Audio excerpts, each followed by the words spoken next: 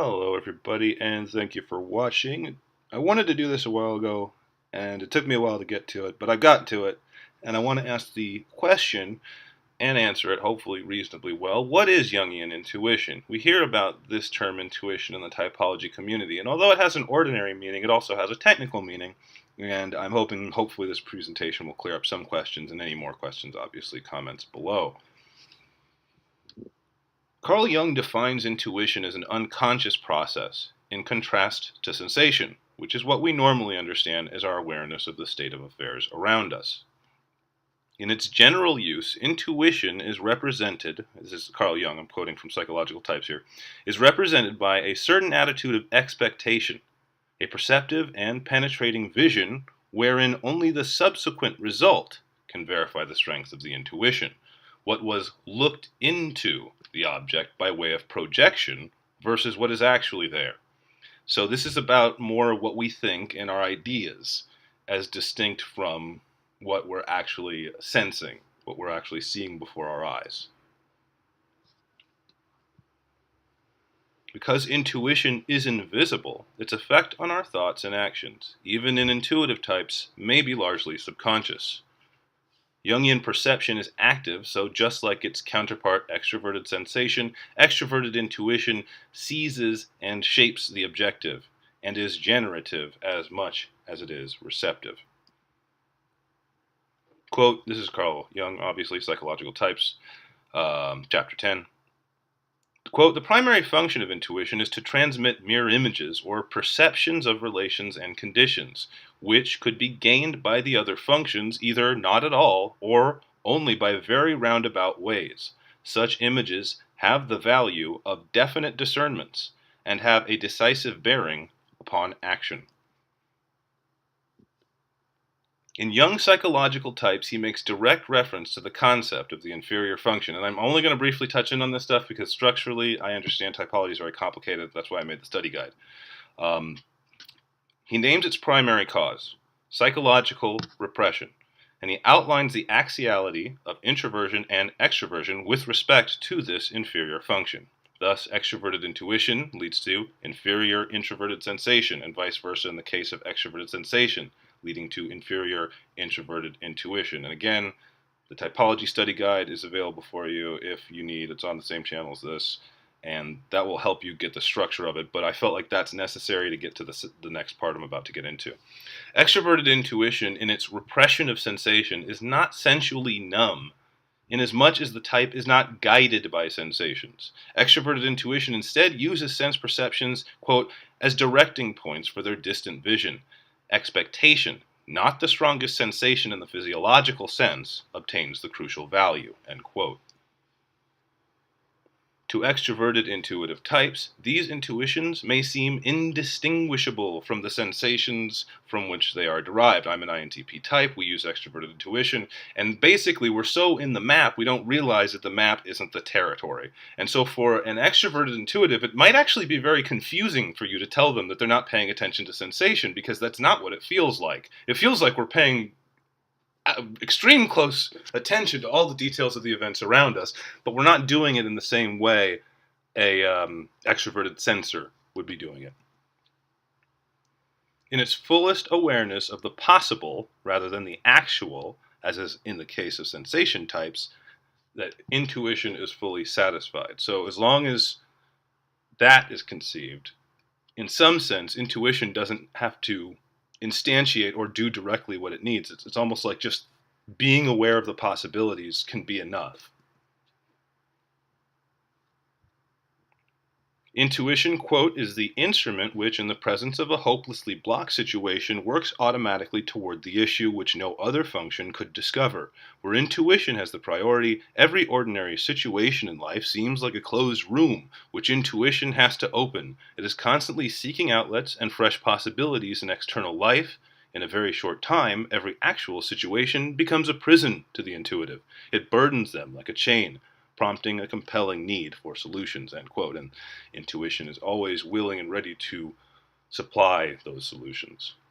Quote, This is continuing from Carl Jung. A fact is acknowledged only insofar as it opens up fresh possibilities of advancing beyond it and of releasing the individual from its operation. Emerging possibilities are compelling motives from which intuition cannot escape and to which all else must be sacrificed. And in this section, he is mostly talking about extroverted intuition, but I think it holds for all intuition.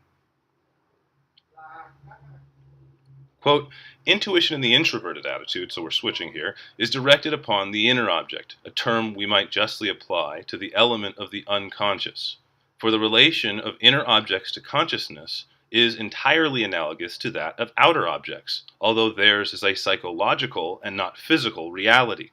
Inner objects appear to the intuitive perception as subjective images of things which, though not met with in external experience, really determine the contents of the unconscious, i.e. the collective unconscious, in the last resort. So the introverted intuitive is relating to the archetypes in a way not much different than the way an introverted sensor would be dealing with physical objects, or just anybody else would be dealing with physical objects. There's a sense of tangibility when intuition is dominant. It can be difficult to get into introverted intuition in particular without getting into fairly technical Jungian jargon. But in the way sensation has a subjective as well as objective character, intuition, which Jung describes as subconscious even in the extroverted attitude, mostly works with conceptual and archetypical images. Quote, image fascinates the intuitive activity. It is arrested by it and seeks to explore every detail of it.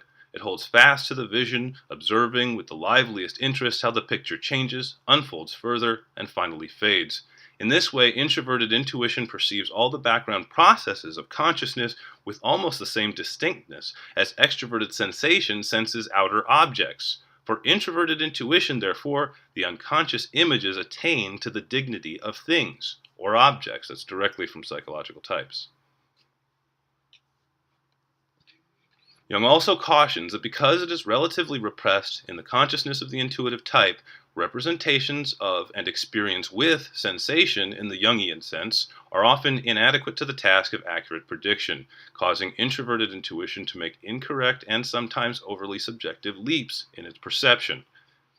Quote, a perception of the unconscious images produced in such inexhaustible abundance by the creative energy of life, is of course fruitless from the standpoint of immediate utility.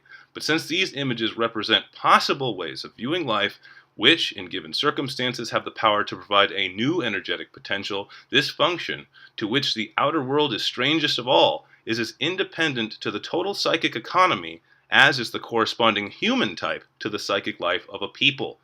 Had the introverted intuitive type not existed, there would have been no prophets in Israel.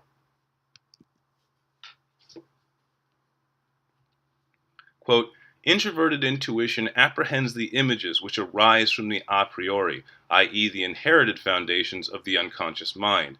These archetypes, whose innermost nature is inaccessible to experience, represent the precipitate of psychic functioning of the whole ancestral line, i.e. the heaped up or pooled experiences of organic existence in general, 1,000,000 times repeated and condensed into types. And this is the relation of the introverted intuitive in particular, and introverted intuition to these archetypes. And he really does fix on, because archetype theory sort of stands next to typology, and a lot of people don't see the connection between the two. And I don't think they inform each other directly, but Jung makes it pretty clear that it's more or less a function of the introverted intuition. Quote, introverted intuition, through its perception of inner processes, gives certain data which may possess supreme importance for the comprehension of general occurrences. It can even foresee new possibilities in more or less clear outline, as well as the event which later actually transpires. Its prophetic prevision is to be explained from its relation to the archetypes, which represent the law-determined course of all experienceable things. You can't, if you can't conceive it, you can't experience it. And if the introverted intuition can't conceive it, to some extent, it can't be conceived by the mind. So, my personal notes and recapitulation of what we've done so far. Intuitive dominance in general often suppress the sensory aspect to protect the vision.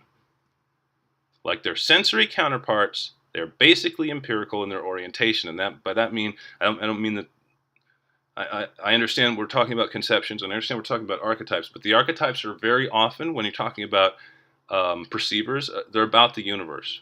They're about the world. It's much more empirical when we're comparing it to, say, the rationalist or ethical orientation of the judgment dominant types. So that's what I mean by empirical. And this is S and N. They're both very empirical in their orientation. Intuitive types are aware of what most people only process subconsciously. What is possible and what is implied carries more weight than what is actually present with intuition.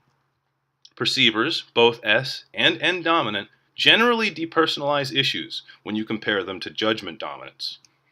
Perception, be it intuition or sensation, cannot stand alone and must be supported by judgment in an auxiliary position in the psyche or from an outside source, some other person giving you a judgment.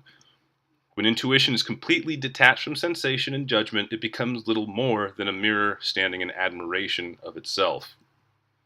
Intuitive types often dwell on ways of seeing things and perspectives, or on the best way of looking at a problem, the self, or life, but it is very much about process, very much about procedure.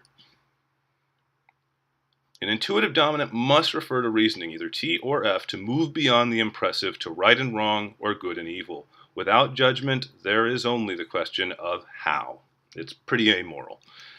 So thank you very much. I hope that was brief. I hope that was helpful. If you have any other questions, or if you felt like I didn't cover anything enough or clearly, or stepped over myself or contradicted myself, you know where to sound off.